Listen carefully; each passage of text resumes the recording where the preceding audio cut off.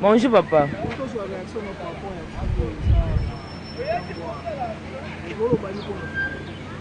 Pour la foule, on a aussi un bakonzi en boka oyo. Bozana na mawa ya peuple, toujours souffrir. Vraiment beau.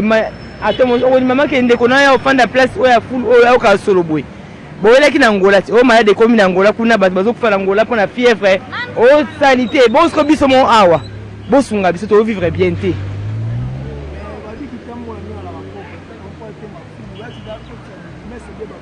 Et après ta bourgmestre te ba konzo ba ndimaka poubelle o ba kolongola ngo fama basunga biso. Tifoid yango to vivre bien té ba na miki baza to kosola bien té.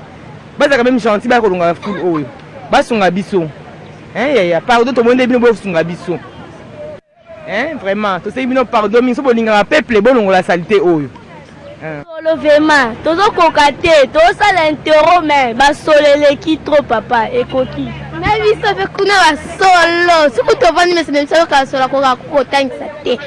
Solo pende bo sala effort bolongo la karawana.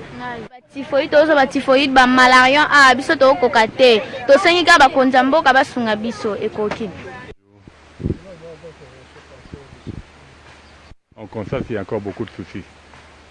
Avant, on disait c'est Matata. Aujourd'hui, on a affaire à M. Sami Badibanga. Nous devons croire que les choses vont réellement changer. Parce que là, nous allons voir qu'il y a des stations de transit juste à côté des écoles, ce qui n'est pas normal. Et là, nous allons aussi voir à côté d'une école, on est en train d'ériger une station dont les citernes sont presque à moins de 4 mètres de salle de classe. Cela n'est pas normal. C'est pour cela que nous allons demander à l'actuel gouvernement qu'il arrive à faire quelque chose. Parce que ce sont des choses normalement que nous ne devons pas continuer à accepter. Voir nos enfants exposés à vivre dans des pareils environnements où ils seront contaminés par des maladies, ce sont des choses qu'on voit nulle part. Nous devons savoir une chose, aujourd'hui la jeunesse, ce n'est plus l'avenir de demain, c'est l'avenir d'aujourd'hui. Parce qu'ils doivent commencer à être déjà préparés pour pouvoir s'assumer. En sachant que tout le monde le sait, au niveau planétaire, aujourd'hui, la guerre est la guerre intellectuelle. Tant que nous n'avons pas des enfants qui vivent dans des conditions, qui étudient dans des conditions normales, là, nous n'allons pas espérer à ce qu'ils puissent être dans des compétitions. Il y a là le cas de l'école EP 3 et 4 Ngiringiri. Et puis nous allons aussi rappeler au gouvernement, celle qui vient d'entrer, il y a un dossier de l'Athénée de la Gombe que nous voulons quand même voir une suite favorable. Parce que ce n'est pas normal l'école qui était l'unique en République démocratique du Congo, et jusqu'à aujourd'hui, on continue à le couper en petits morceaux. Ce sont des choses qui ne se font pas.